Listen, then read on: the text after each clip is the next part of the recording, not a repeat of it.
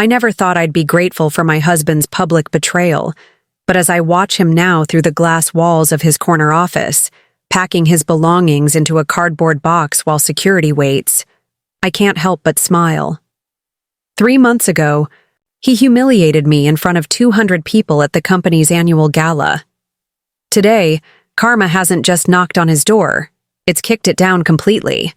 Before we jump back in, tell us where you're tuning in from, and if this story touches you, make sure you're subscribed because tomorrow, I've saved something extra special for you. The sight of his perfectly tailored suit wrinkled from stress and his usually immaculate hair disheveled from running his hands through it repeatedly brings me a satisfaction I never knew I was capable of feeling. But let me start from the beginning, because to understand how sweet this victory is, you need to know just how bitter the betrayal was. The autumn rain pattered against my office window as I reviewed the quarterly marketing reports, the steady rhythm matching the click of my keyboard. Even after 6 years at Reynolds Shaw Advertising, I still couldn't believe I had my own office, even if it was one of the smaller ones. The space was modest but mine, decorated with the art prints Marcus had gifted me over the years, back when he still remembered the little things that made me smile. A sticky note on my monitor reminded me to call our realtor. We'd been house hunting for months, planning for the future.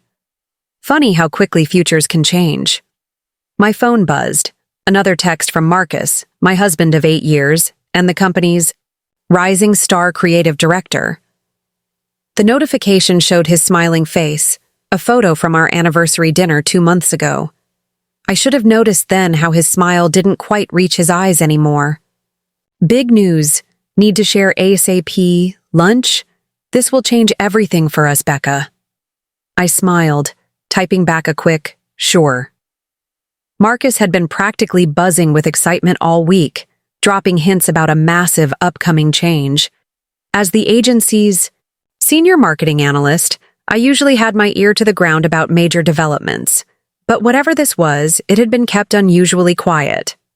Even my usual sources, the executive assistants who knew everything worth knowing, had been mysteriously tight-lipped. The trendy bistro 2 blocks from our office was our usual lunch spot, a place where deals were made over artisanal sandwiches and overpriced salads. Marcus was already there when I arrived, his designer suit impeccable as always, dark hair perfectly styled. Sometimes I still saw the charming art student I fell in love with in college before his ambition and talent propelled him up the corporate ladder, before he learned to see people as stepping stones rather than human beings. Rebecca. He stood to kiss my cheek, pulling out my chair with practiced charm. The maitre d' nodded in recognition. We were regulars here after all. You look beautiful today. That new blazer suits you. I smoothed the navy fabric, a recent splurge to celebrate my last performance review. The promotion to senior analyst had come with a modest raise, nothing compared to what Marcus made, but it was mine. Earned through late nights and detailed reports, not charm and cocktail hours. Thanks. So, what's this big news that couldn't wait? I asked, accepting the water the server poured with a quiet, thank you. Marcus's green eyes sparkled as he leaned forward. The same look he got when he knew he had a winning campaign idea. I got it, Becca. The promotion to executive creative director. My heart leapt. We'd been hoping for this for months, planning our lives around the possibility. Marcus, that's amazing. But wait, I thought David Chen was next in line. He's been with the company for 15 years. He was. Marcus's smile turned slightly smug, a new expression I'd been seeing more often lately. Until the board saw my pitch for the Anderson account. They're restructuring the entire creative department. I'll be announcing the changes at the gala next week. The timing couldn't be better. A night of new beginnings, remember? The annual Reynolds Shaw Gala was the company's biggest event of the year, where major announcements were made and key clients were wined and dined. It was also where careers were made, or broken. I'd seen enough ambitious executives crash and burn on that stage to know the stakes. I'm so proud of you, I said, reaching for his hand across the table. He squeezed my fingers briefly before pulling away to check his phone, the screen lighting up with a notification I couldn't quite read. "There's something else," he said, still looking at his screen, thumbs typing quickly before he set it face down. "With the promotion, I think it's time you started looking for opportunities elsewhere." The world seemed to tilt slightly, the bustling lunch crowd fading to white noise. "What?" "It doesn't look good, having spouses in the same company at this level. The board's traditional that way. Besides, you've hit the ceiling in marketing here. We both know that." His tone was gentle, reasonable, the same tone he used when pitching to clients who needed convincing. I stared at him, trying to process his words, the carefully casual way he'd dropped this bomb. "You want me to leave my job? Just like that? After 6 years?" "Think of it as an opportunity," he said, finally looking up, his expression earnest. "You're talented, Becca. You'll land on your feet. And with my new salary, you could even take some time off, maybe finally write that novel you used to talk about." The novel. A dream I'd shelved years ago to support his career moves, to be the practical one while he chased his creative ambitions. I felt something cold settle in my stomach as I remembered all the compromises, all the times I'd stepped back to let him shine. "I need time to think about this." My voice sounded distant to my own ears. Marcus frowned slightly, the first crack in his perfect presentation. "Don't take too long. I need to start making changes quickly once the announcement's made. The board expects action." The rest of lunch passed in a blur of small talk and plans I barely heard. Back at my office, I couldn't focus on work. 6 years I'd been with the company. 6 years of building relationships, proving myself, earning respect. And now Marcus expected me to walk away, just to make his ascent smoother? My computer pinged with a calendar invite. Annual company gala. Theme, a night of new beginnings. I laughed bitterly at the irony, the sound harsh in my quiet office. The afternoon sun cast long shadows across my desk, highlighting the framed photo of Marcus and me at last year's gala. We looked happy then. Maybe we even were. A knock on my door made me look up. Sarah Chen, David's wife and head of HR, stood there with an odd expression. In her tailored pantsuit and sensible heels, she looked every inch the professional, but something in her eyes made my stomach clench. "Rebecca, do you have a minute? We need to talk." Her voice was soft, careful, the voice she used when delivering difficult news to employees. I gestured to the chair across from my desk. Sarah and I had always been friendly, bonding over being married to ambitious men in the company. Today, she seemed uncomfortable, fidgeting with her wedding ring, a nervous habit I'd noticed during particularly stressful board meetings. "I probably shouldn't be here," she began, glancing at the open door before closing it quietly. "But I couldn't. I had to warn you. You deserve to know." My pulse quickened, the cold feeling from lunch spreading through my chest. "Warn me about what?" Sarah leaned forward, lowering her voice though we were alone.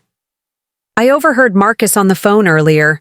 The promotion announcement isn't the only thing he's planning for the gala." The cold feeling in my stomach spread to my limbs. "What do you mean?" He was talking to Claire Watson from the creative team. Sarah hesitated, compassion and discomfort warring in her expression. "They've been working late a lot lately, haven't they?" Claire? Young, talented, ambitious. Claire, who'd joined the company just over a year ago. Who looked at Marcus like he hung the moon. Who'd been his right hand on the Anderson pitch. Who always seemed to be in his office, laughing at his jokes, touching his arm. "They're having an affair," Sarah said softly, the words dropping like stones in still water. "And from what I heard, he's planning to make it public at the gala. Some big gesture about new beginnings and living authentically. He's going to announce the restructuring, his promotion, and then..." Preparing and narrating this story took us a lot of time, so if you are enjoying it, subscribe to our channel. It means a lot to us. Now back to the story. The room seemed to spin, the art prints on the walls blurring into meaningless colors. All those late nights, the sudden distance, his insistence that I find a new job, the phone always face down, the text notifications during lunch. It all clicked into horrible place. He's going to humiliate me in front of the entire company, I whispered, the words tasting like ash. Sarah reached across the desk to squeeze my hand, her wedding ring catching the late afternoon light. I'm so sorry. David and we had no idea until recently. Marcus has been planning this for months, positioning himself perfectly. The promotion, the restructuring. It's all connected. I pulled my hand back, steel replacing the ice in my veins. Thank you for telling me. After Sarah left, I sat in my darkening office, watching the rain turn to steel gray dusk. Marcus had always been the creative one, the visionary. But he'd forgotten something important about me. Before I was his wife, before I was a marketing analyst, I was the girl who put herself through business school by working 3 jobs.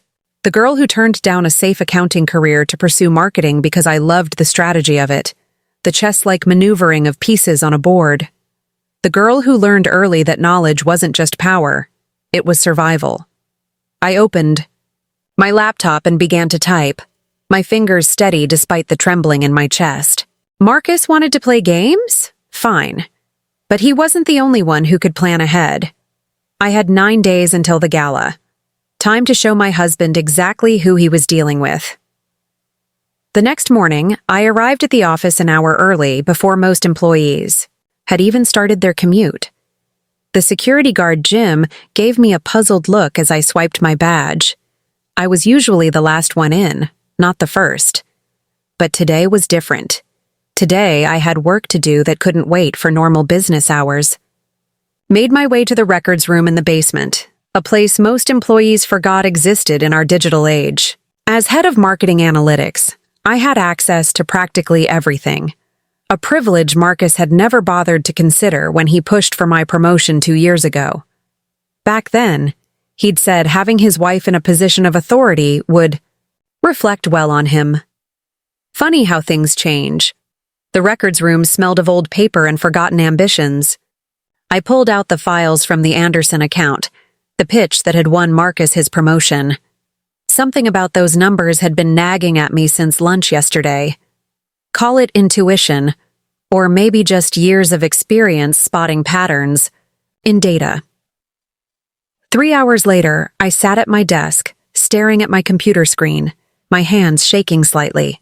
It wasn't just the 4 cups of coffee I'd consumed. What I'd found buried in those files and cross-referenced with our digital records was bigger than Marcus's affair, bigger than my public humiliation. This wasn't just personal anymore. A knock on my door made me jump. Sarah stood there looking concerned. You okay? You've been here since dawn. I quickly minimized the spreadsheets on my screen. Just catching up on some work. Come in, close the door. Sarah sat down, studying my face. You look like you've seen a ghost. Did you even sleep last night? I laughed, a hollow sound. Not much. But I did some thinking, and some digging. I hesitated, then asked, How well do you know the details of the Anderson account? Sarah frowned. Only what everyone knows. It's the biggest account the company's landed in years. Marcus's pitch was apparently revolutionary. Some new targeting. Algorithm that guaranteed better engagement rates than anything on the market. That's what he claimed, I said carefully. But what if I told you those numbers don't add up? Literally. Sarah leaned forward. What do you mean? I turned my monitor so she could see the spreadsheets I'd been analyzing. Look at these engagement projections. They're impossible. Not just optimistic, but mathematically impossible. The algorithm Marcus presented, it doesn't exist. Sarah's eyes widened as she scanned the numbers. But the board verified all this, didn't they? They verified what they were shown, I said, But buried in these reports are the real numbers, hidden behind layers of creative accounting and technical jargon. Marcus is brilliant at making things look good on the surface. It's what made him such a successful creative director. But this time, he went too far. He falsified data to win the promotion, Sarah whispered. Does David know? I shook my head. I don't think anyone knows except maybe. I stopped, a new thought striking me. Claire, Sarah finished. She worked closely with him on the pitch. Too closely, I said, remembering something. Last month, I saw her arguing with Marcus in the parking garage. I thought nothing of it at the time, but she looked upset, and he was intense. Sarah's expression changed. Rebecca, there's something else you should know. Yesterday, after I told you about the affair, I did some digging of my own. Claire submitted her resignation letter this morning. My heart skipped a beat. What? It's effective immediately. She cited personal reasons. Sarah paused. But before she left, she dropped off a USB drive at HR, said it contained important project files that needed to be archived. I haven't looked at it yet. I felt a surge of adrenaline. We need to see what's on that drive. Sarah hesitated. As head of HR, I can access it, but this is dangerous territory, Rebecca. If what you're saying about the Anderson account is true, we're talking about fraud. People could go to jail. I thought about Marcus at lunch yesterday, so casually telling me to give up my career. About his planned public humiliation at the gala. About all the times he'd used people as rungs on his ladder to success. Do you really want someone like that running the creative department? I asked quietly. Running our company? Sarah was silent for a long moment, then stood up. Give me an hour. Meet me in the small conference room on the 4th floor. Nobody uses it since they renovated the main one. That hour was the longest of my life. I tried to work, but my mind kept spinning through possibilities. Was I going too far? Was this revenge or justice? The line seemed increasingly blurry. At exactly 11 a.m., I took the stairs to the 4th floor, not wanting to be seen waiting for the elevator. Sarah was already in the conference room, her face pale. You need to see this, she said without preamble, turning her laptop toward me. The files on Claire's USB drive told a story, but not the one I'd expected. There were emails, voice recordings, and a video that made my blood run cold. Marcus hadn't just falsified data. He'd stolen the algorithm from a small tech startup, then buried them in legal threats when they tried to protest. Claire had been gathering evidence for months, perhaps planning her own exposure. There's more, Sarah said. Look at this email thread. As I read, I felt an odd sense of calm settle over me. The pieces were falling into place, but the puzzle they revealed was darker than I'd imagined. Marcus hadn't just planned to humiliate me at the gala, he'd planned to destroy me professionally. The emails outlined his strategy to blame the data discrepancies on my department, on my oversight. He would emerge as the hero who discovered the problem, his promotion even more assured. He's going to throw me under the bus, I said, my voice steady despite the rage building inside me.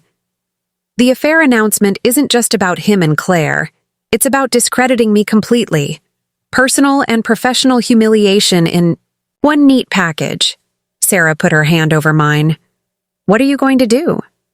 I stared at the evidence before me, years of business school and marketing strategy crystallizing into a plan. Nothing yet. Marcus thinks he's the only one who can play the long game, but he's wrong. We've got 8 days until the gala. I'm going to need your help, Sarah, and we're going to need to talk to David. Sarah smiled, and for the first time, I saw a glimmer of the steel that had made her a successful HR director. David's been waiting 20 years to see Marcus fall. What's your plan? I closed the laptop, my mind already racing ahead to the gala. First, we're going to let Marcus think he's winning. He's expecting tears, confrontation, maybe even my resignation. Instead, I'm Going to give him absolutely nothing. Let him think I'm clueless. And then I smiled, thinking of the glass walls of that corner office Marcus coveted so much. And then we're going to give him exactly what he wants. A night of new beginnings. Just not the kind he's expecting. As we left the conference room, I felt lighter than I had in weeks.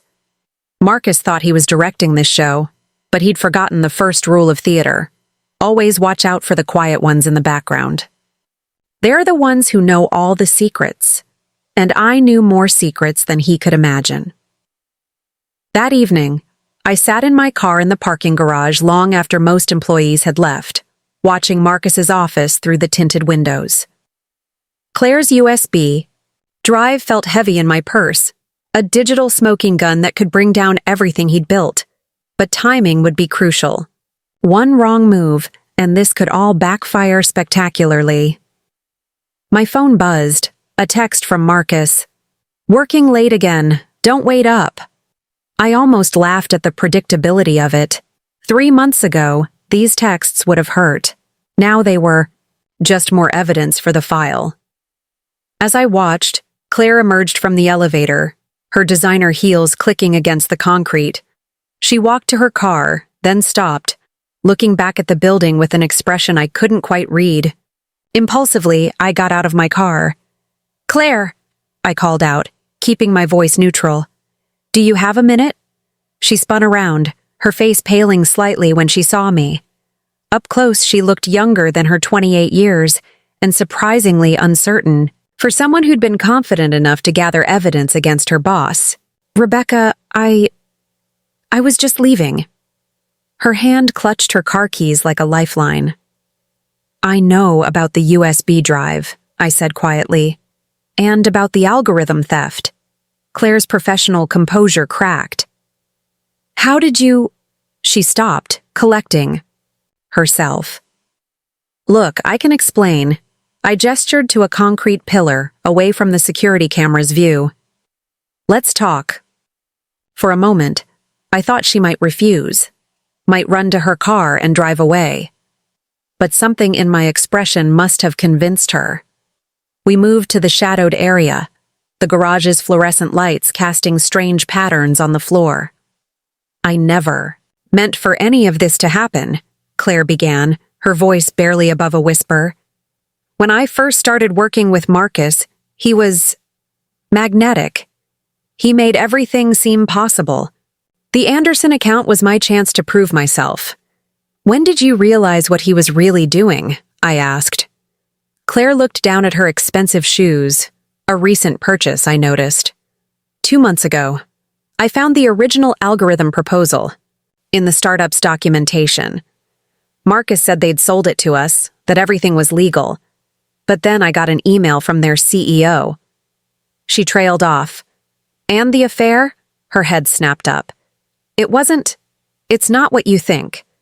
Marcus implied that if I played along, helped him sell the story, I'd be protected when everything came out. He said he had proof I knew about the theft from the beginning, that I'd go down with him if I didn't cooperate. A piece of the puzzle clicked into place. "That's why you gathered the evidence. Insurance." Claire nodded, tears threatening to spill. "But then I realized he was going to pin everything on me anyway. The affair story, the data manipulation. He's going to paint me as a desperate employee who tried to seduce him and falsified data to impress him." I felt a sudden surge of pity for this young woman who'd gotten caught in Marcus's web. But pity wouldn't help either of us now. "The startup," I said. "Do you have their contact information?" Claire reached into her bag, pulled out a business card. "The CEO's name is Alex Rivera. They're still fighting the legal threats, but they're running out of money." I pocketed the card. "Why did you really leave the USB drive with HR?" "Because Sarah Chen is the only person in this company who can't be bought," Claire said simply. "And because I knew she'd make sure it got to the right people." I studied her face, looking for any sign of deception. "What are your plans now?" "I have a job offer in Seattle. I'm leaving tomorrow." She hesitated. Rebecca, I'm so sorry. About everything. I should have come to you sooner. I thought about Marcus upstairs, probably rehearsing his grand revelation for the gala, confident in his ability to manipulate everyone around him. No, I said. Your timing is perfect. Back in my car, I called the number on Alex Rivera's card. It rang 4 times before a tired voice answered. Rivera speaking. Mr. Rivera, my name is Rebecca Phillips. I'm calling about your algorithm and Reynolds Shaw Advertising. A long pause. Our lawyers advised us not to discuss this matter. I'm not calling as a representative of Reynolds Shaw, I said. I'm calling as someone who has proof that your algorithm was stolen and who wants to help you get justice. Another pause, shorter this time. I'm listening. For the next hour, I laid out what I knew, what I suspected, and what I proposed. Alex listened without interruption, occasionally typing something on his end. If what you're saying is true, he said finally, this could save our company. But why are you doing this? What's your angle? I thought about Marcus's smug smile at lunch, about Claire's tears in the parking garage, about all the people he'd used and discarded on his way to the top. Let's just say I have a vested interest in seeing the truth come out, I replied. But it has to happen at exactly the right moment. The gala, Alex said, catching on quickly. Maximum impact. Yes, but I need something from you first. We talked for another 30 minutes, working out the details. By the time I hung up, the parking garage was almost empty. Only Marcus's car remained, his office light still burning above. My phone buzzed with a text from Sarah. David's in. Meeting tomorrow morning, 7 a.m., his house. Bringing the USB files. I started my car, watching my headlights illuminate the darkness. 7 days until the gala. 7 days to put all the pieces in place. As I drove past Marcus's office window, I caught a glimpse of him at his desk, head bent over paperwork, probably fine-tuning his performance for next week. Let him plan his moment in the spotlight. Let him think he had everyone fooled. The best cons, after all, are the ones where the mark never sees the truth coming until it's too late. At home, I opened my laptop and began writing emails, to the board members' personal addresses, to key clients, to industry contacts I'd cultivated over the years. Each message was carefully crafted, designed to raise questions without making accusations. By the time Marcus came home at midnight, smelling faintly of Claire's signature perfume, I had laid the groundwork for his downfall. Still up? He asked, loosening his tie. You should get some rest. Big week ahead. I smiled, thinking of the wheels already in motion. You're right. It's going to be a week to remember. As I lay in bed later, listening to Marcus's steady breathing, beside me, I thought about Claire's words in the parking garage. He made everything seem possible. That was Marcus's gift, making people believe in his version of reality until it was too late to see the truth. But he'd forgotten one crucial detail. I was the numbers person, the one who looked past appearances to find the patterns underneath. And the pattern I'd uncovered was about to bring his carefully constructed world crashing down. Tomorrow I'd meet with Sarah and David, set the next phase in motion. But for now, I closed my eyes, dreaming of glass offices and karmic justice, of truth and consequences, and of the moment when Marcus would finally realize that his greatest mistake wasn't stealing an algorithm or planning my humiliation. It was underestimating his wife. David Chen's house sat on a quiet street in the suburbs, the kind of understated luxury that spoke of old money and good taste. As I pulled into the driveway at exactly 7 a.m., I noticed Sarah's car already there, along with another vehicle I didn't recognize. A sleek black Tesla with rental car plates. The front door opened before I could ring the bell. David stood there, his usual immaculate appearance slightly rumpled, as if he'd been up all night. Behind him, I could hear voices from his home office. Rebecca, he said quietly, there's someone here you need to meet. He led me through the house, past family photos that traced his 20-year career at Reynolds Shaw. In another life, these walls would have displayed Marcus's rise to power instead. The home office was crowded. Sarah sat in an armchair, her laptop open. Next to her stood a man I recognized from his company photo, Alex Rivera, the startup CEO. But it was the third person who made me stop in my tracks. "Hello, Rebecca," said Thomas Reynolds himself, the semi-retired founder of Reynolds Shaw. "I believe we have much to discuss." My mind raced. Thomas Reynolds hadn't been involved in day-to-day operations for years, preferring to focus on his philanthropic work. His presence here changed everything, for better or worse. "I took the liberty of calling Thomas last night," David explained, closing the door. "After reviewing what you and Sarah found, this goes higher than Marcus." Thomas Reynolds nodded gravely. "Much higher. Please sit down. Alex here has been filling me in on some rather disturbing details about the Anderson account." I sat, my heart pounding. This wasn't part of my plan. Thomas Reynolds' involvement could either be our salvation or our downfall. "The algorithm your husband stole," Thomas continued, "wasn't just any piece of code. It was part of a larger project, one that my son Robert had invested in personally." The room seemed to tilt slightly. Robert Reynolds, Thomas's son and current CEO of Reynolds Shaw, had been Marcus's biggest champion in the company. "Robert didn't know," Thomas said, reading my expression.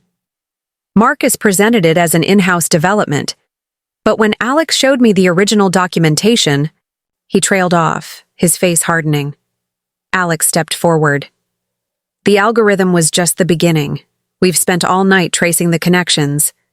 Marcus didn't just steal our technology, he used it to manipulate data across multiple accounts, inflating results to secure his position." Sarah opened a folder on her laptop. "The USB drive Claire left. It contains evidence of systematic fraud going back 18 months. Marcus created a shadow reporting system, showing clients and the board what they wanted to see while hiding the real numbers. And Robert trusted him completely," Thomas said quietly. "Used his influence to fast-track the promotion, overriding concerns from the board." I thought about Marcus at home, probably just waking up, confident in his perfectly orchestrated plan for the gala. He had no idea that in this quiet suburban house, his carefully constructed world was already beginning to crumble. "What happens now?" I asked. Thomas straightened in his chair. "That depends partly on you, Rebecca. We can handle this quietly. Internal investigation, discreet resignations, minimal scandal. Or we can do it my way," I finished. "At the gala. Public, undeniable, impossible to cover up." Alex shifted uncomfortably. "A public revelation could tank our stock price, damage client relationships." "It would," I agreed. "But it would also show that Reynolds Shaw takes integrity seriously, that no one, no matter how well connected, is above accountability." I turned to Thomas. "Your company's reputation isn't built on never making mistakes. It's built on how you handle them when they happen." Thomas studied me for a long moment. "David tells me you've been gathering your own evidence, building your own case. Why? You must have known exposing Marcus would affect you too." I thought about Marcus's casual dismissal of my career, his planned public humiliation, his years of using people as stepping stones, because some things matter more than personal cost, because integrity isn't something you can fake with creative accounting. A ghost of a smile crossed Thomas's face. "David also tells me you're the best analyst we've had in 20 years. That you see patterns others miss." "She is," Sarah interjected. "The board's been ignoring her recommendations for years because Marcus kept taking credit for her insights." Thomas nodded slowly. "What exactly did you have planned for the gala, Rebecca?" I laid out my strategy, the carefully planted doubts, the strategic revelations, the domino effect that would bring everything into the open. As I spoke, I saw understanding dawn in their faces. It's elegant, David said finally. Devastating but clean. No one could accuse us of a cover-up. And the timing is perfect, Alex added. The Anderson client will be there, along with half our major accounts. Thomas stood up, walking to the window. The morning sun cast long shadows across the lawn. Robert will be destroyed by this. His judgment, his leadership, everything will be questioned. Yes, I said quietly. But better now, with us controlling the narrative, than later when it all falls apart anyway. He turned back to face us. You're right, of course. And that's exactly why I'm putting you in charge of the cleanup. The room went silent. I'm sorry, I managed.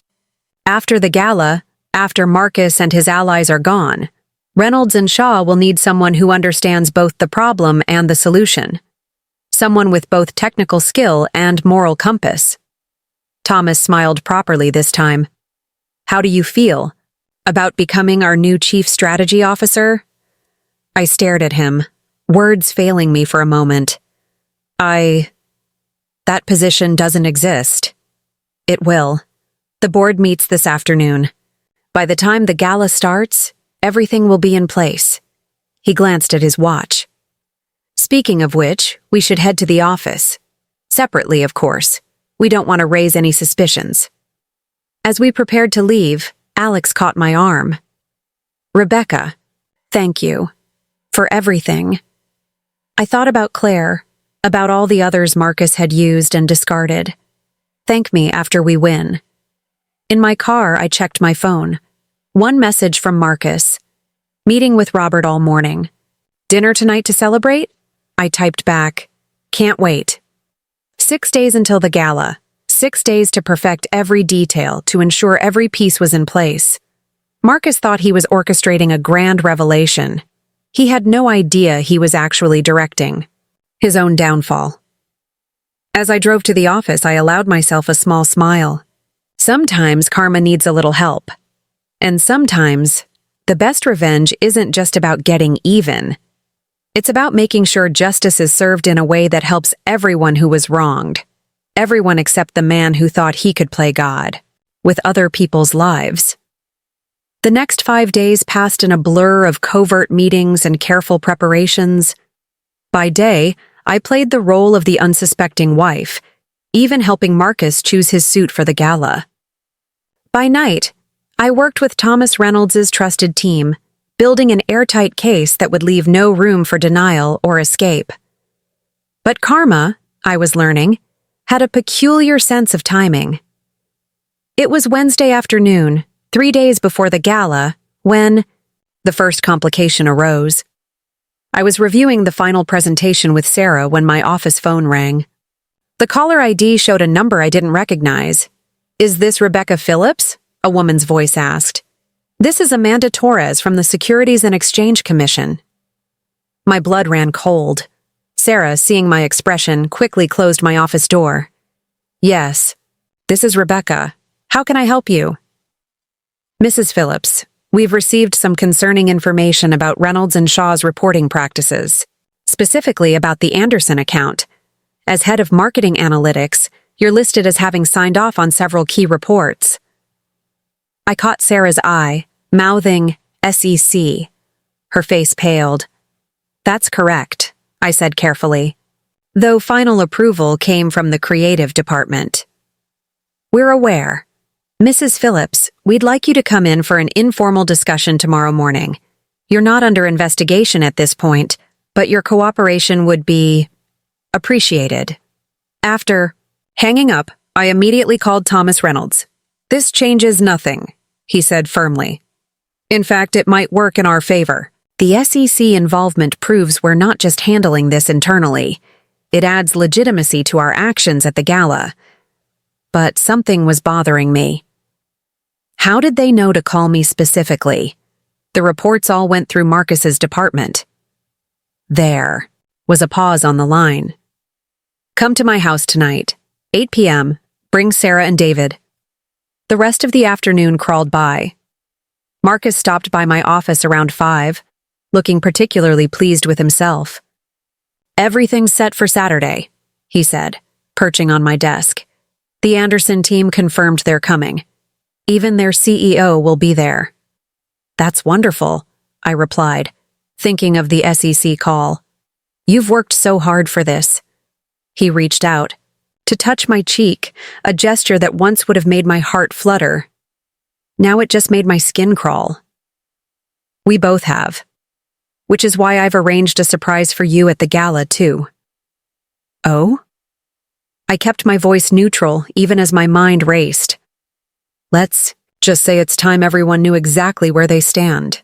He kissed my forehead and left, humming under his breath. That evening, Thomas's house was a hub of activity. Alex Rivera was there again, along with 2 lawyers I didn't recognize. But it was the presence of Claire that surprised me most. The SEC called me too, she said without preamble. Someone tipped them off. Thomas nodded grimly. Robert received a call as well.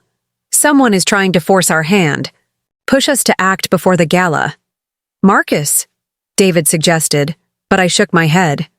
No, this isn't his style. He wants the dramatic reveal, the public spectacle. This is someone else. One of the lawyers, a sharp-featured woman named Janet, spoke. We've been tracking the document trail. The SEC tip-off came from inside Reynolds Shaw, but not from Marcus's department. It came from finance. And suddenly, I understood. Jeffrey Palmer, I said quietly. Sarah frowned. The CFO? Why would he? Because he signed off on all the fraudulent reports, I explained. He had to have known what Marcus was doing, and now that we're closing in, he's trying to create chaos, Thomas finished. Force a premature investigation that might muddy the waters. Claire leaned forward. But why target Rebecca specifically? Why not go straight for Marcus? I opened my laptop, pulling up a spreadsheet I'd been working on. Because of these. 3 months ago, Palmer's department began moving funds between accounts in an unusual pattern. I flagged it in my quarterly review, but Marcus buried the report. Alex whistled as he looked at the numbers. That's not just creative accounting. That's embezzlement. Exactly. Palmer wasn't just covering for Marcus. He was using the chaos around the Anderson account to hide his own schemes. I turned to Thomas. How many people know about the plan for the gala? Just the people in this room, he assured me. And Robert, of course. I thought for a moment. Then we need to move faster. Palmer's scared, which makes him dangerous. He might not know exactly what we're planning, but he knows something's coming. The SEC meeting tomorrow? Sarah began. I'll go, I said firmly. Play along, act nervous, but cooperative. Let Palmer think his plan is working, Thomas nodded slowly. Meanwhile, we'll accelerate the background checks on the offshore accounts you flagged. Janet, can your team handle that? The lawyer was already typing on her phone. We'll have preliminary results by morning. As the meeting continued into the night, I felt a strange sense of calm settle over me. The stakes had just gotten higher, but somehow that made everything clearer. This wasn't just about Marcus anymore. It was about exposing a rot that went deep into the company's foundations. My phone buzzed, another text from Marcus. Picked up your dress for Saturday. You're going to steal the show. If he only knew. Later, driving home through the quiet streets, I thought about how everything had escalated. What had started as personal revenge had evolved into something bigger, more important. Lives and livelihoods were at stake now, careers and reputations hanging in the balance. Marcus was waiting up when I got home, nursing a glass of scotch in his study. Late night at the office? Quarterly reports. I kissed his cheek, smelling expensive cologne. Not Claire's this time. Interesting. You work too hard, he said, pulling me onto his lap. After Saturday, everything will be different. Better. You'll see. I let him hold me, thinking of the SEC meeting tomorrow, of Palmer's desperate plays, of all the threads coming together. You're right, I said softly. Everything will be different. In bed that night, listening to Marcus's steady breathing, I made a mental list of what needed to be done before Saturday. The SEC meeting, Palmer's records, the presentation. The timing would have to be perfect. But then, karma usually is. The SEC's downtown office felt deliberately intimidating, all steel and glass and echoing footsteps. I sat in a sterile conference room watching Amanda Torres arrange files with methodical precision. Behind her, another agent typed quietly on a laptop, recording everything. "Let's talk about the Anderson reports," Torres said, sliding a document across the table. Specifically, the engagement metrics from March. I recognized the report, one of Marcus's masterpieces of deception, but something was different. Tiny annotations in red ink marked discrepancies I hadn't noticed before. "These notations," Torres said, tapping the page, "they're from your personal files accessed through your secure server yesterday. Care to explain?" My heart skipped. Someone had broken into my work account, someone good enough to avoid triggering the security alerts. "I'm afraid I don't recognize these marks," I said carefully. "While I did review these reports, these annotations aren't mine." Torres's expression didn't change, but her colleague's typing paused momentarily. "Interesting, because we have evidence of these files being modified from your terminal, using your credentials. A trap, then. Someone, Palmer probably, trying to implicate me before the gala. But they'd made a crucial mistake." "That's impossible," I said, reaching for my phone. "I was in a documented meeting during the time these files were supposedly accessed, with Thomas Reynolds himself." Torres studied my phone's calendar, her eyes narrowing. "You have proof of this meeting?" I pulled up the security footage Sarah had quietly archived, showing me entering Thomas's private office suite at exactly 2:47 p.m. yesterday, the same time the files were allegedly accessed. Additionally, I continued, "All my work with these reports was done through the main analytics server, not my personal account. The access logs will show that." "You seem very prepared for this discussion, Mrs. Phillips." I met her gaze steadily. "When you've worked in corporate analytics as long as I have, you learn to document everything, especially when dealing with high-stakes accounts." The door opened, and a third agent entered, whispering something to Torres. Her expression shifted almost imperceptibly. "We'll need to verify your statements," she said finally. "But it seems there have been some interesting developments regarding these files." I kept my face neutral, but internally, I was connecting dots. Palmer must have gotten sloppy in his desperation, left traces of his own access. "Mrs. Phillips," Torres continued, "would you be willing to assist us in a broader investigation? Off the record for now." Here it was, the moment to turn the SEC from potential threat to ally. "I think," I said slowly, "we might have mutual interests in uncovering the truth. But I'll need certain assurances." 2 hours later, I emerged from the SEC offices with a thin file and a new understanding. Palmer hadn't just been embezzling. He'd been selling company secrets to competitors. His attempt to frame me had backfired spectacularly, leading the SEC straight to his own digital fingerprints. Sarah was waiting in a cafe across the street, trying to look casual and failing miserably. "Well?" I sat down, ordering an espresso.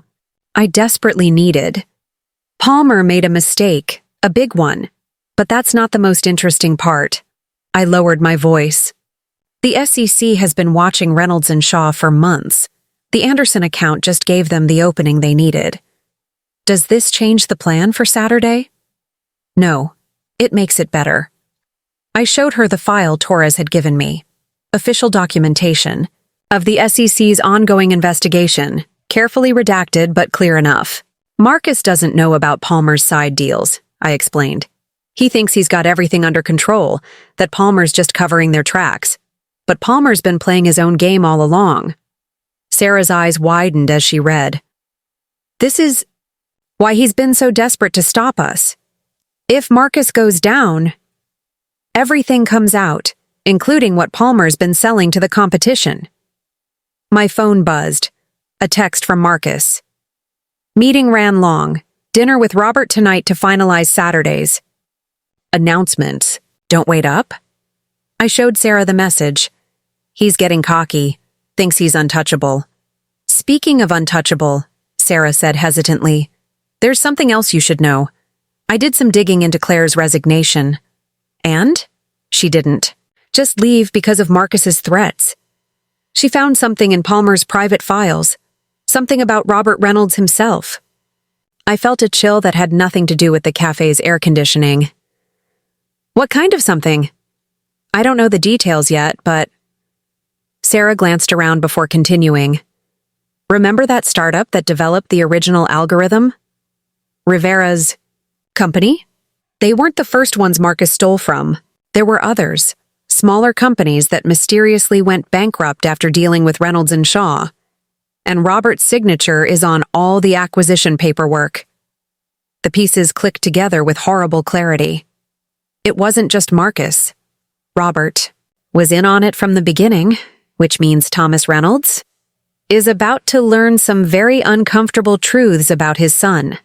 I sat back, mind racing. The gala was no longer just about exposing Marcus and Palmer.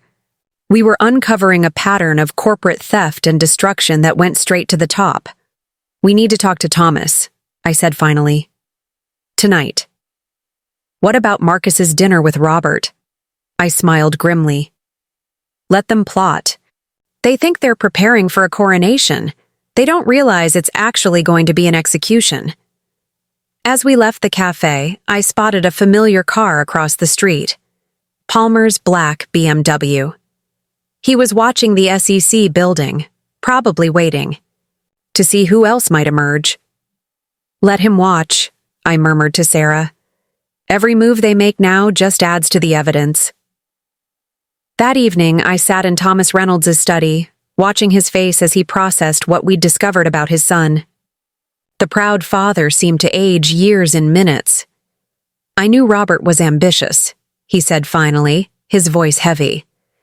But this systematic destruction of smaller companies, stealing their innovations, this isn't the legacy I wanted for Reynolds. And Shaw.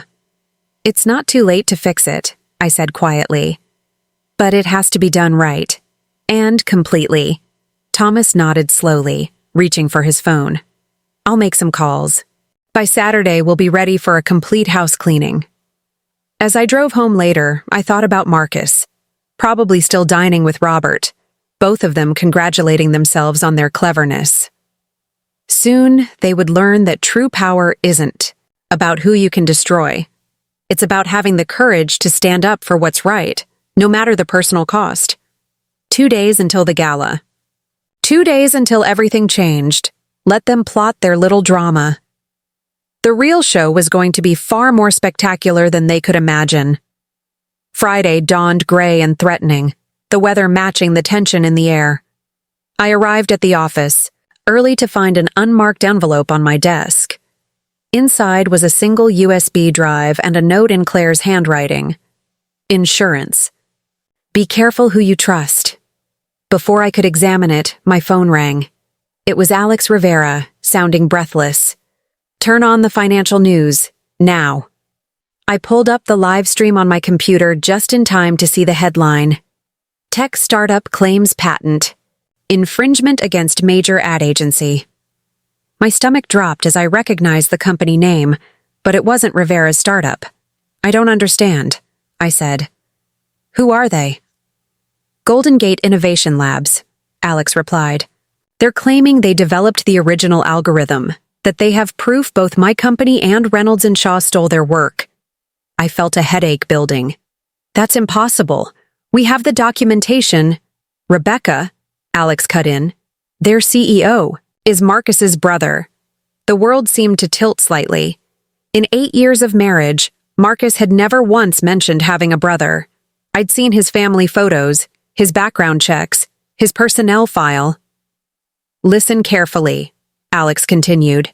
This isn't a coincidence. The timing, the claims.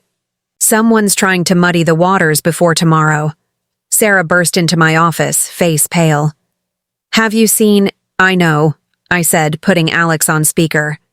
We need to— Mrs. Phillips? My assistant's voice came through the intercom.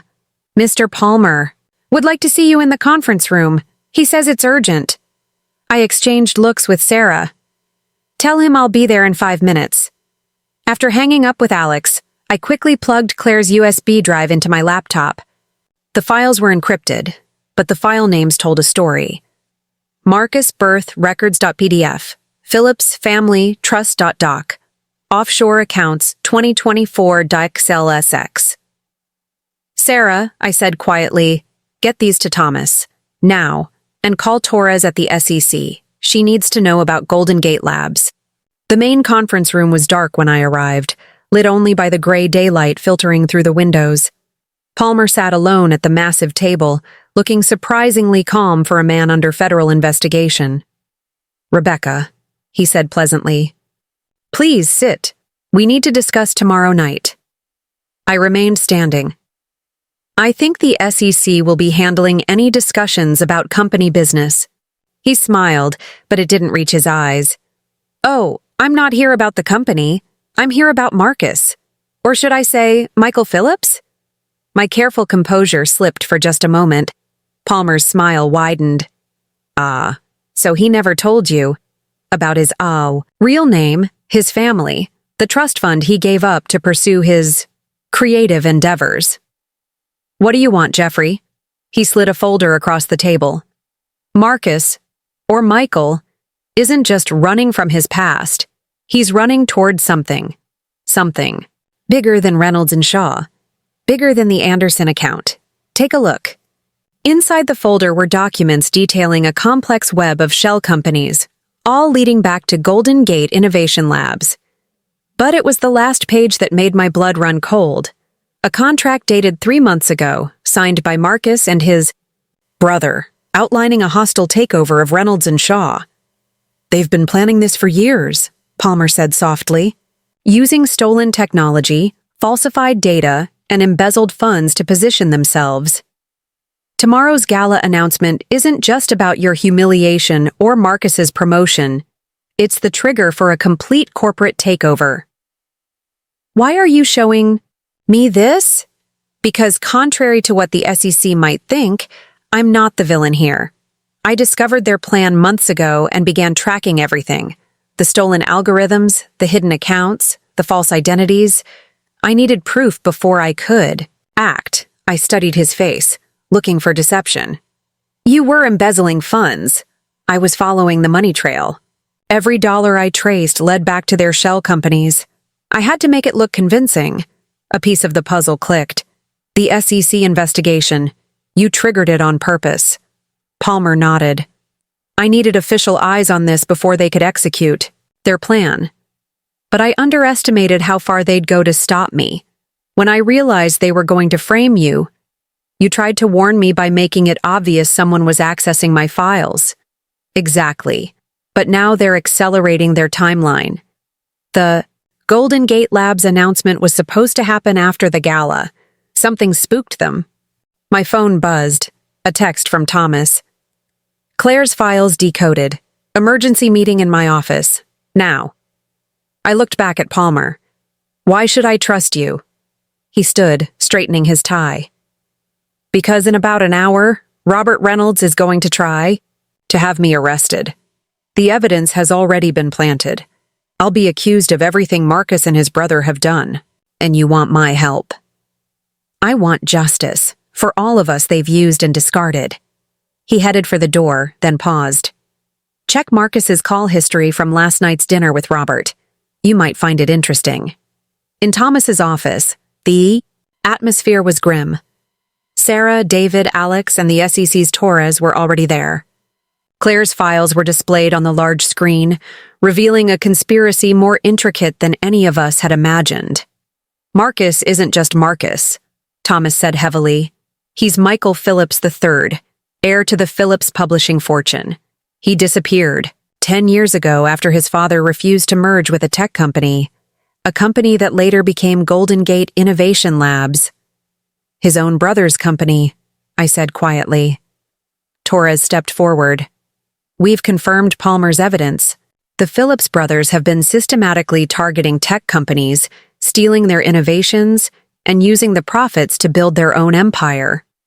Reynolds and Shaw was just their biggest target yet. But why the elaborate charade? Sarah asked.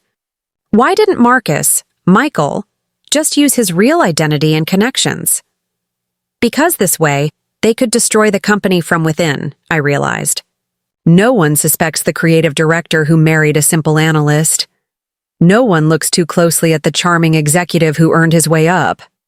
And tomorrow night, Thomas added, when Marcus announces the new partnership with Golden Gate Labs, after discrediting both you and Palmer. The hostile takeover would be complete, I finished, with Robert Reynolds' unwitting help. My phone buzzed again. Marcus this time.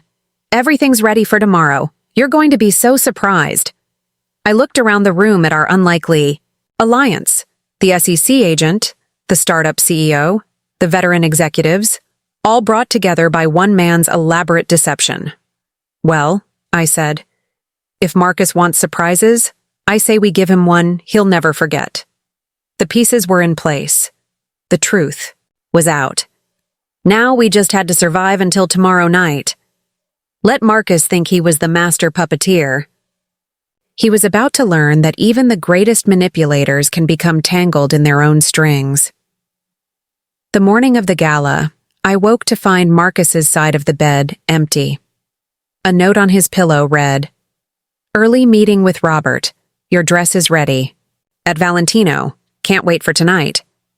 Next to it lay a small velvet box containing diamond earrings. Beautiful, expensive, and utterly calculated. I was fixing my coffee when my secure phone, the one Sarah had given me yesterday, buzzed. With an encrypted message. Palmer had been arrested just as he'd predicted. The charges, corporate espionage and financial fraud. But there was something else, something that changed everything. Turn on Channel 7, Sarah texted. Now. The morning news showed Palmer being let out of his home in handcuffs, but it was the headline crawler that caught my attention. Breaking, Golden Gate Innovation Labs, CEO found dead in hotel room. Marcus's brother, dead hours before their grand plan was set to unfold. My hands shook as I called Sarah. She answered on the first ring. It's not what they're saying, she said before I could speak.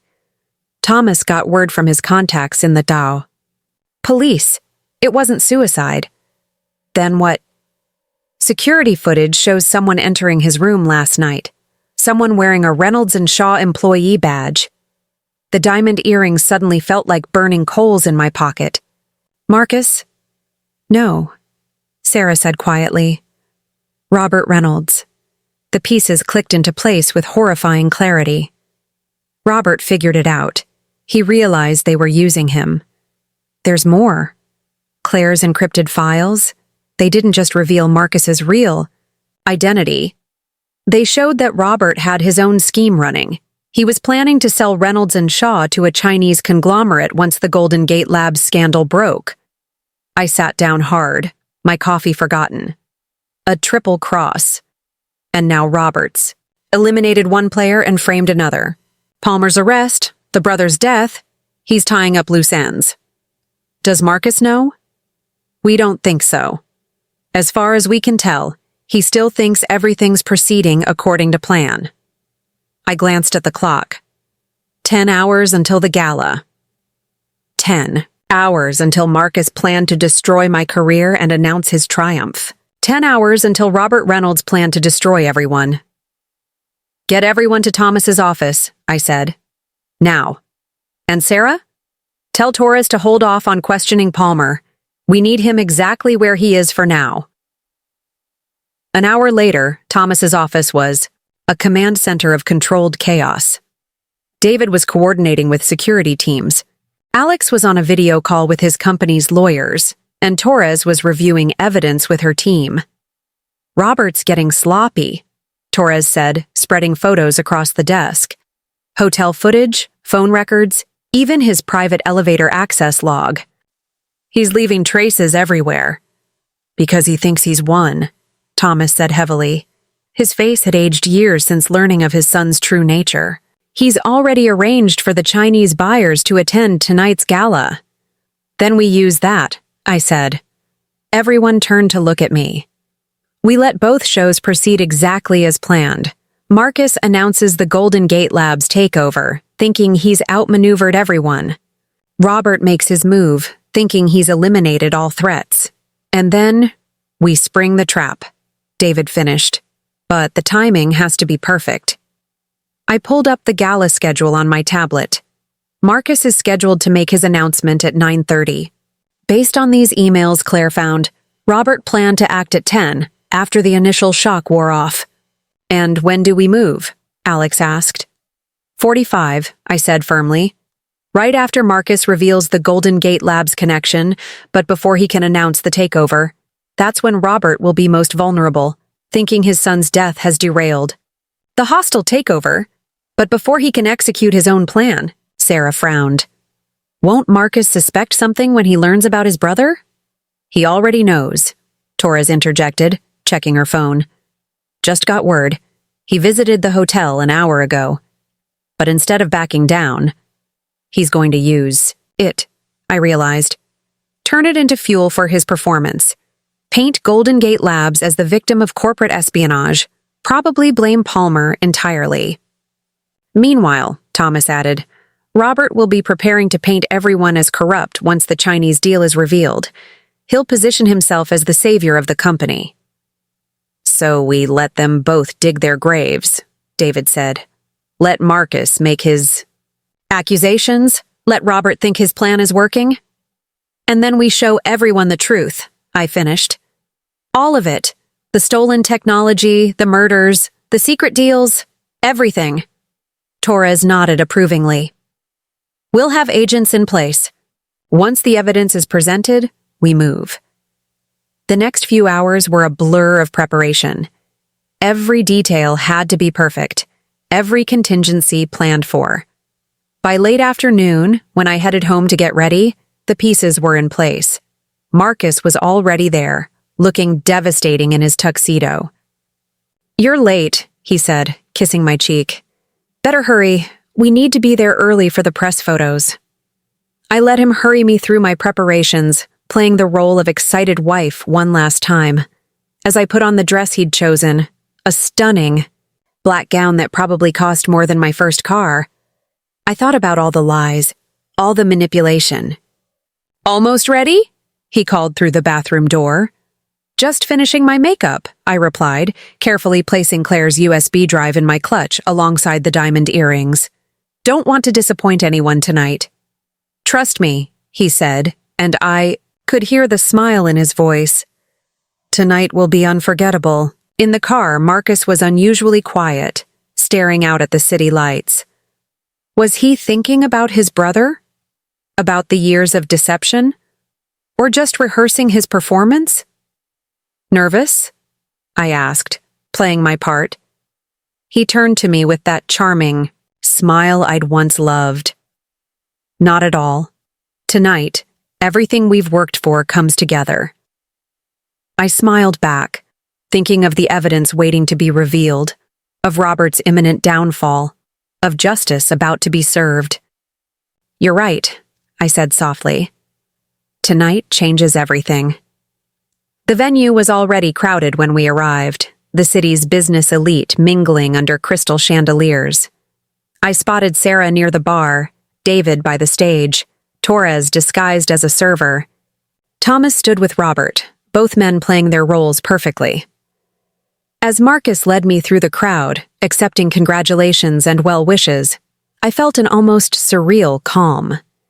In less than 3 hours, this beautiful facade would shatter. Careers would end, handcuffs would click, and truth would finally prevail. Ready for your surprise? Marcus whispered in my ear. I squeezed his hand, thinking of the much bigger surprise to come. I can't wait. Let the show begin. The gala sparkled with deceptive beauty, crystal glasses catching light, diamonds glinting on necks, secrets hiding behind perfect smiles. At precisely 9:15, I excused myself from Marcus's side, making my way to the powder room. Inside, Sarah was waiting. "Palmer's been moved," she whispered, checking under the stalls. "But there's a complication. The Chinese buyers? They're not just investors." My stomach tightened. "What do you mean?" "Torres just got intel. They're connected to industrial espionage. If Robert sells to them, it's not just about money. They'll have access to every client's data, every campaign strategy, everything." Before I could respond, the door opened. Marcus approached the microphone, adjusted it with practiced ease. "Thank you, Robert. You're right. Tonight is about truth, about new beginnings." He paused, surveying the crowd. "But not the kind anyone here expects.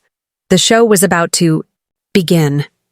And this time, everyone would play their parts perfectly, whether they wanted to or not." The ballroom held its breath as Marcus, now Michael, stood at the podium. In that suspended moment, I caught a flicker of movement near the service entrance. Claire, slipping back in, a small flash drive visible in her clutched hand. "Perfect. When I joined Reynolds and Shaw," Michael began, his voice steady, "I presented myself as a man with humble beginnings and big dreams.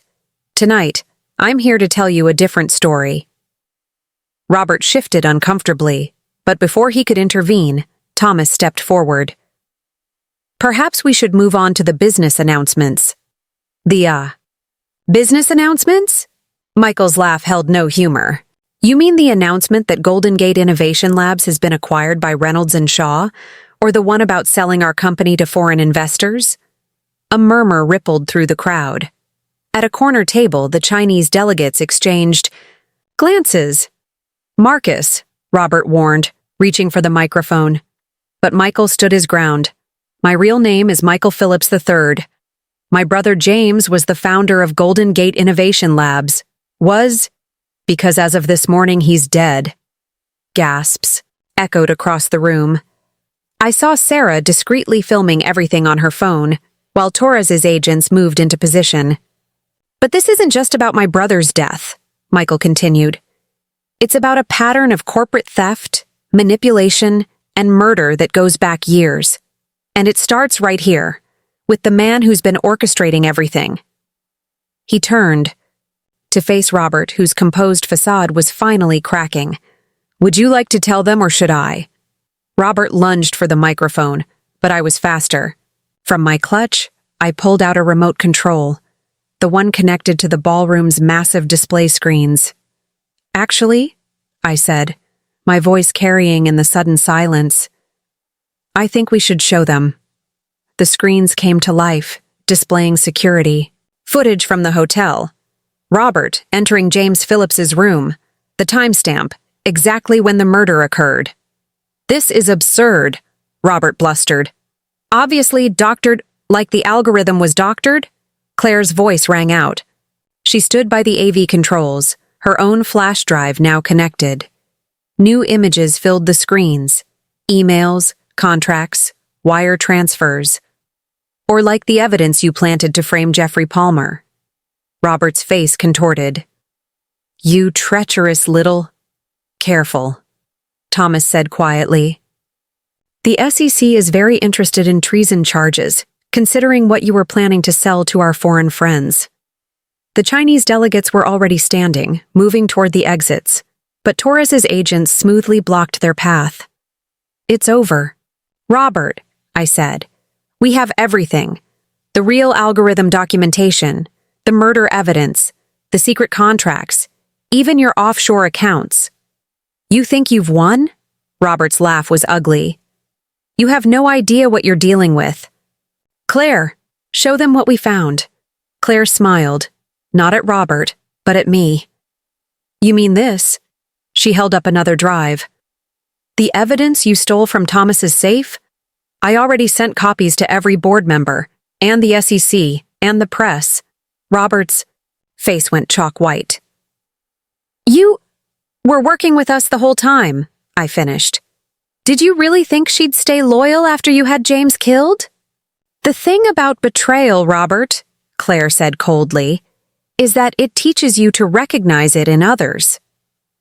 Michael stepped away from the podium, addressing the stunned crowd. Ladies and gentlemen, you came here expecting a celebration of success.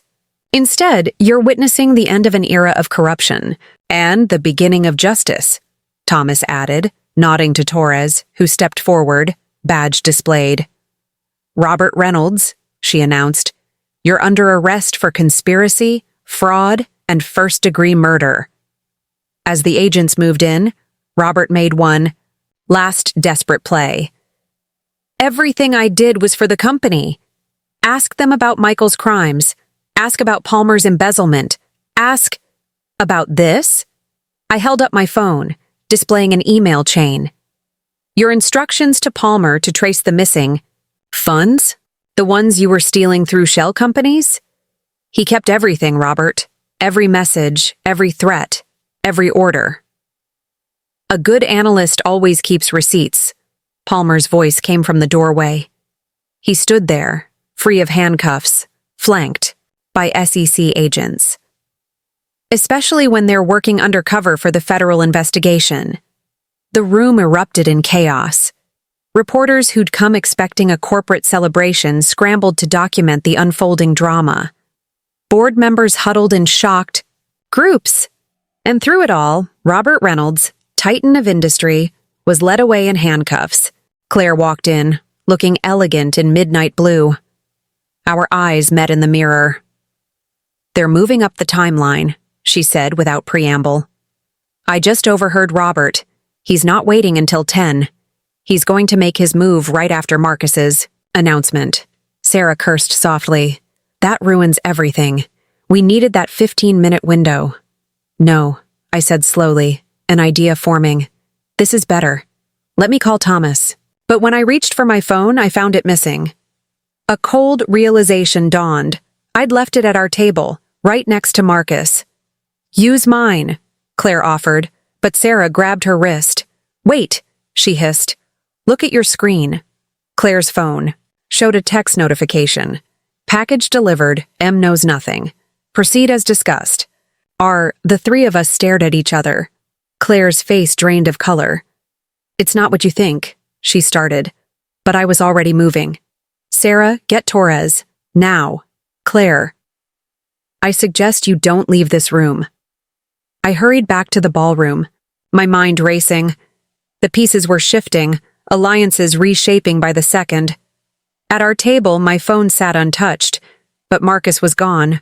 Robert stood at the podium, adjusting the microphone, looking unnaturally calm for a man who'd committed murder hours ago. Thomas appeared at my elbow. Rebecca, we have a situation. The evidence files. They're gone. What? How? Someone accessed my private safe during dinner. The only people who knew the location were me, you, Sarah, and Claire, I finished. Claire's working with Robert. Thomas's face hardened. That's not all. Marcus just took a call outside. He looked shaken. 25 p.m. 5 minutes until Marcus's scheduled announcement. I scanned the room. Sarah conferring urgently with Torres, David positioning security teams, Alex looking nervous by the bar. No sign of Marcus. I found him in the garden, standing in shadows, staring at his phone. Michael, I said quietly. He stiffened, but didn't turn. How long have you known? Long enough. Your brother's death wasn't a suicide. No, he agreed, his voice strange. It wasn't. But then Robert's always been thorough about eliminating threats. I moved closer, noting how his hand trembled slightly. Did you know? About Robert's real plan? Michael, laughed hollowly. You mean selling to the Chinese? Of course. It was part of our original strategy. What I didn't know was that Robert had his own arrangement with them. One that didn't include me or James, your brother. Yes. He finally turned, and I saw real grief in his eyes. James was the true genius, you know. The algorithm was his creation. We were supposed to use Reynolds and Shaw to launch it properly, legitimately. But Robert, he saw a bigger opportunity. And now? Now Robert has everything. The algorithm, the evidence against Palmer, the Chinese contracts. In 5 minutes, I'm supposed to go out there and play my part. Discredit Palmer, announce the merger, humiliate you. The perfect distraction while Robert closes his deal. I studied his face, seeing past the mask for the first time. But you're not going to do it. No. He straightened his tie, a gesture so familiar it hurt. I'm going to tell the truth. About everything. James deserves that much. Robert will. Have you arrested? Or worse? Probably. But I've spent 10 years being someone else, playing a role. Maybe it's time to face the consequences. 28 p.m. Light spilled from the ballroom, music and laughter carrying across the garden. Inside, Robert would be preparing for his moment of triumph. There's another way, I said carefully. But you'll have to trust me. He smiled sadly. After everything I've done to you? This isn't about us anymore. It's about justice. For James, for Palmer, for everyone Robert's destroyed. Marcus checked his watch. 2 minutes.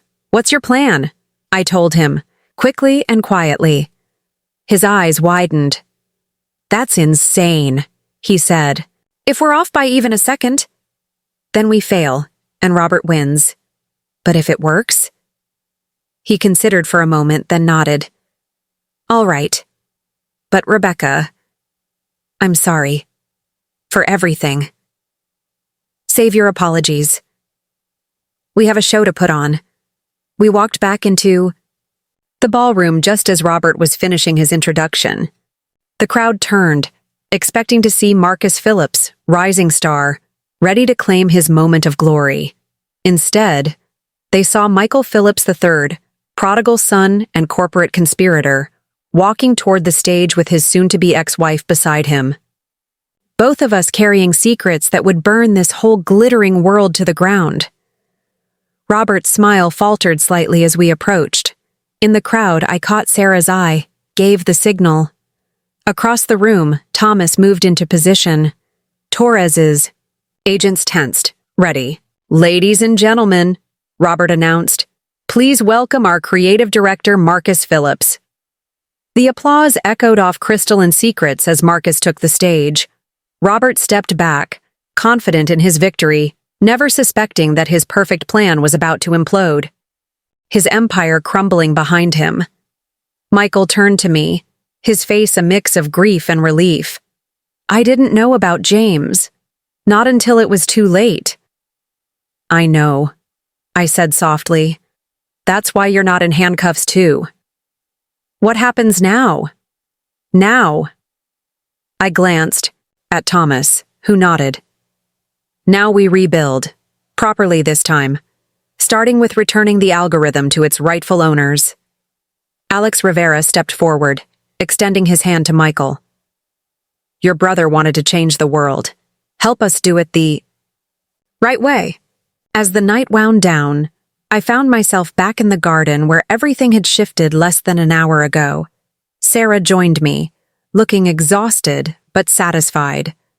Hell of a show, she said, handing me a much-needed glass of champagne. Though I have to ask, when did you know? About Claire? About Palmer? I smiled, remembering the moment all the pieces had clicked. When Palmer showed me the takeover contracts, they were too perfect, too detailed. Only someone on the inside of the investigation could have gathered that much evidence. And Claire? She contacted me 3 days ago, after she found proof of Robert's involvement in James's previous accident attempts. We needed her to play her role perfectly, make Robert think she was his ally until the last moment. Sarah shook her head in amazement. You know, when this all started, I thought it was just about Marcus humiliating you at a party. I looked back at the ballroom, where reporters were still frantically documenting every detail of the night's revelations. Sometimes the smallest betrayals lead us to the biggest truths. Speaking of truths, Sarah nodded toward Michael, who was deep in discussion with federal agents. What about your marriage? That ended the moment I found out about his lies. What happens next is about justice, not revenge. As if sensing our discussion, Michael looked up, caught my eye. In that moment, I saw not the man who had planned to humiliate me, nor the grieving brother seeking redemption, but simply a player in a game that had grown far beyond any of us. I raised my glass, slightly, not in celebration but in acknowledgement. Sometimes karma needs a little help, and sometimes the best revenge isn't personal at all. It's simply the truth, finally set free. The morning after the gala, I stood in my office packing my personal items, watching the media frenzy unfold on every news channel. Tech dynasty crumbles. Murder, espionage, and betrayal at Reynolds Shaw, screamed one headline. Corporate queen takes down corrupt empire, declared another. A soft knock interrupted my packing. Claire stood in the doorway, looking exhausted but resolved. The press is having a field day with Robert's arrest. They're calling it the corporate scandal of the decade. Let them, I said, carefully wrapping the photo frames from my desk. Not the ones with Marcus. Those had already been disposed of. How are you holding up? She stepped inside, closing the door. James's parents want to meet. They want to know everything about his last few months. The weight of unspoken grief hung between us. Claire had been more than just James Phillips's colleague.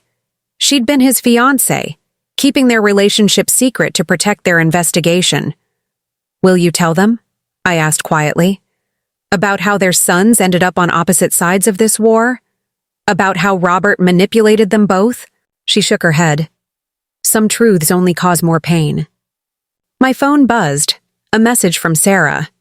Emergency board meeting in 20 minutes. You need to be there. Claire noticed my expression. What is it?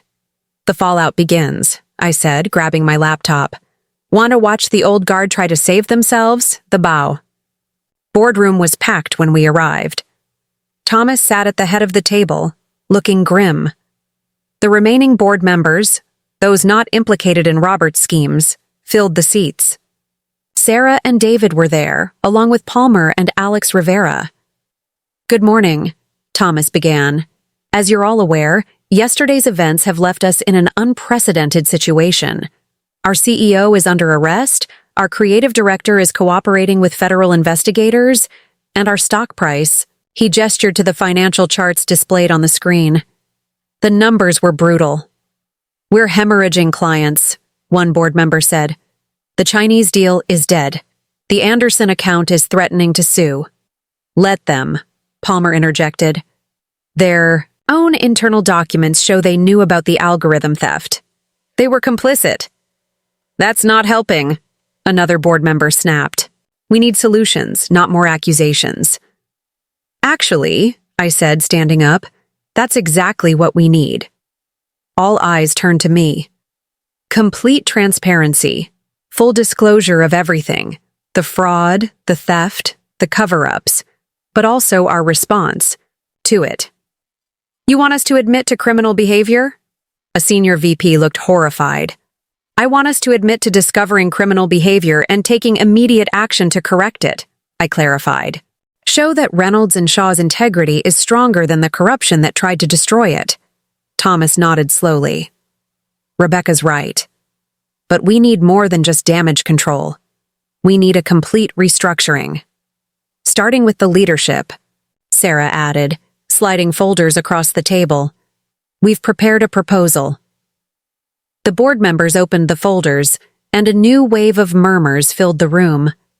The restructuring plan was radical, dissolving the old hierarchy, creating new oversight, committees, implementing transparency protocols. This is extreme, someone protested. No, Palmer said firmly. This is survival. I watched the debate unfold, noting who resisted, who adapted. My phone buzzed again. Michael, calling from his lawyer's office.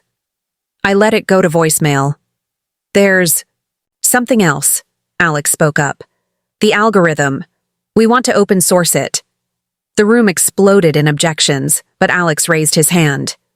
Hear me out. James Phillips didn't create this technology to make billions. He wanted to democratize digital marketing, make it accessible to small businesses. What better way to honor his memory and rebuild our reputation than to fulfill that vision? A strange silence fell.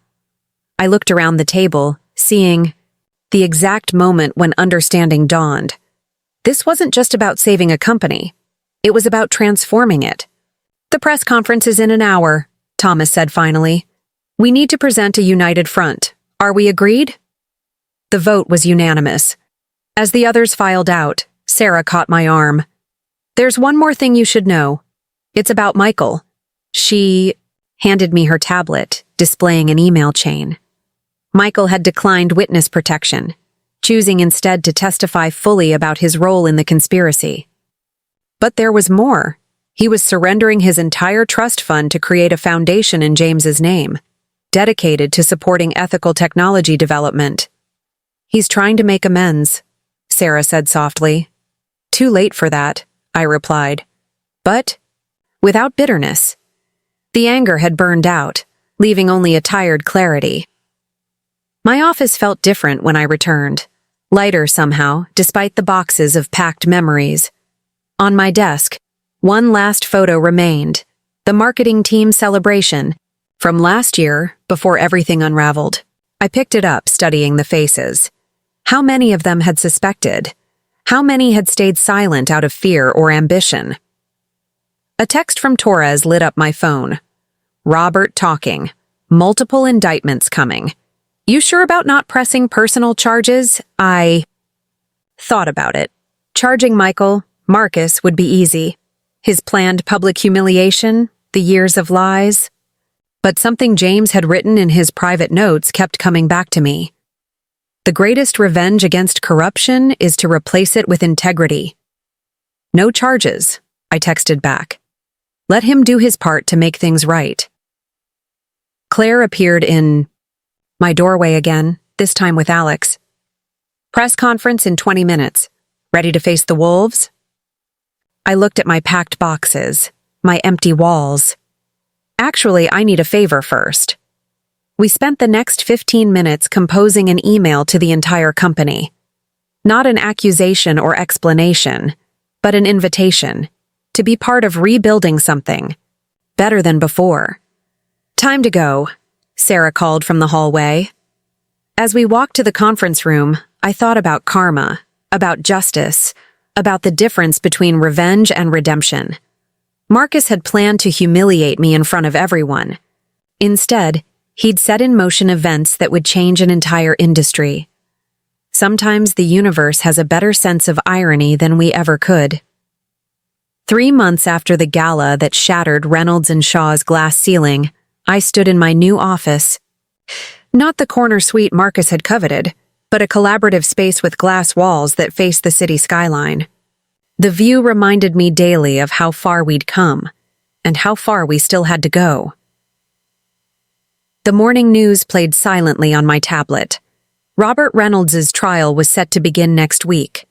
The evidence was overwhelming, but the real story had evolved beyond his crimes. Reynolds Shaw's transparent transformation had sparked a movement in the corporate world, with other companies rushing to prove their ethical credentials. Ms. Phillips, my assistant's voice came through the intercom. The Phillips Foundation board is here for the final signing. I straightened my blazer. Not designer, but chosen with purpose, like everything else these days. Send them in, James. Phillips's parents entered first, followed by Claire and Alex.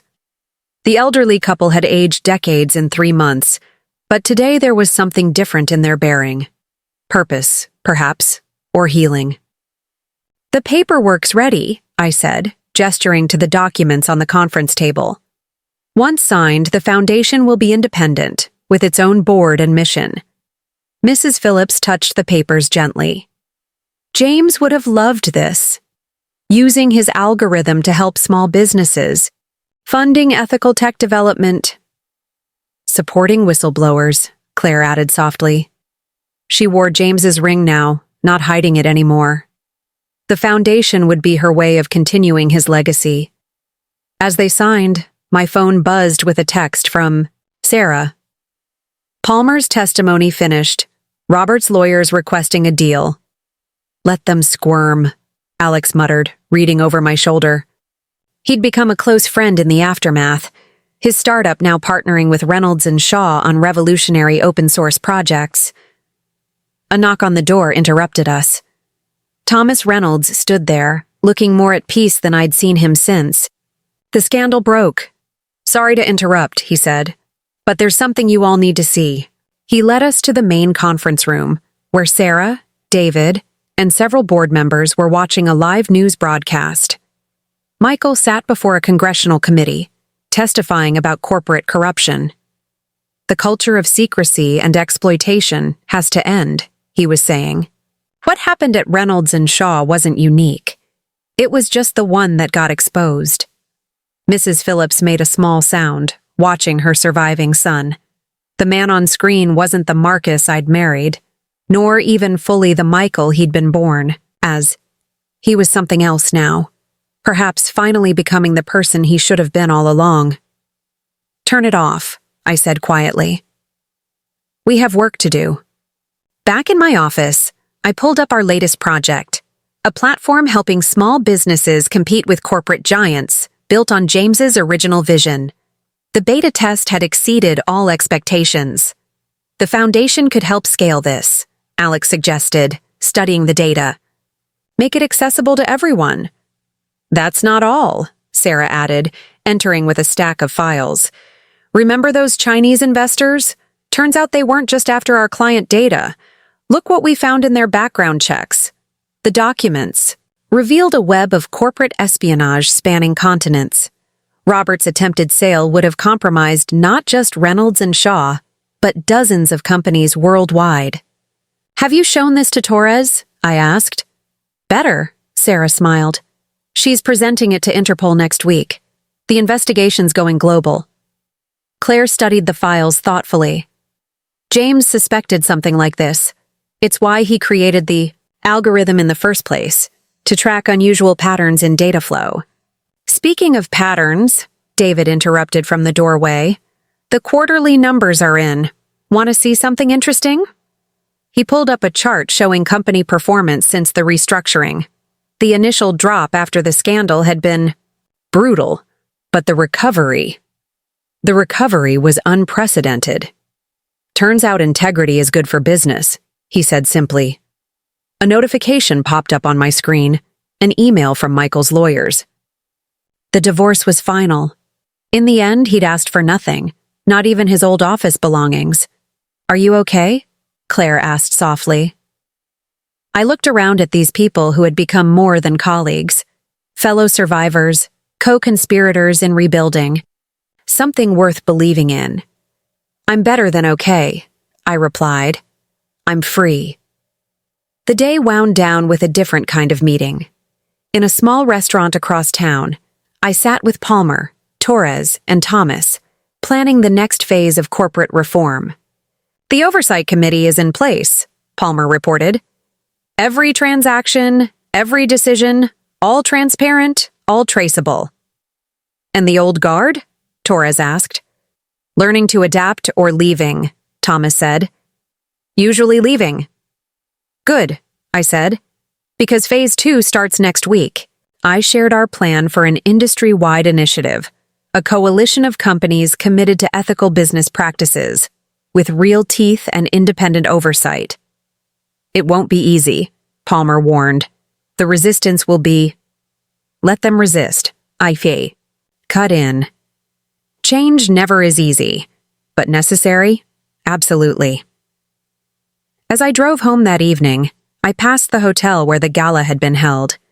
The marquee advertised a different event now. Future of Business Ethics Summit. I smiled, remembering Marcus's planned humiliation that had backfired so spectacularly. He'd wanted to shame me in front of everyone, to prove his power through my degradation. Instead, he'd triggered a transformation that would echo through boardrooms for years to come. In my new apartment, bright, minimal, mine alone, I opened my laptop one last time. A message waited from James Phillips's parents. They wanted me to chair the foundation's ethics committee. As I typed my acceptance, I thought about karma, about justice, about how the universe sometimes takes our smallest wounds and uses them to heal something much bigger. Marcus had tried to write my ending. Instead, he'd given me a beginning. And this story?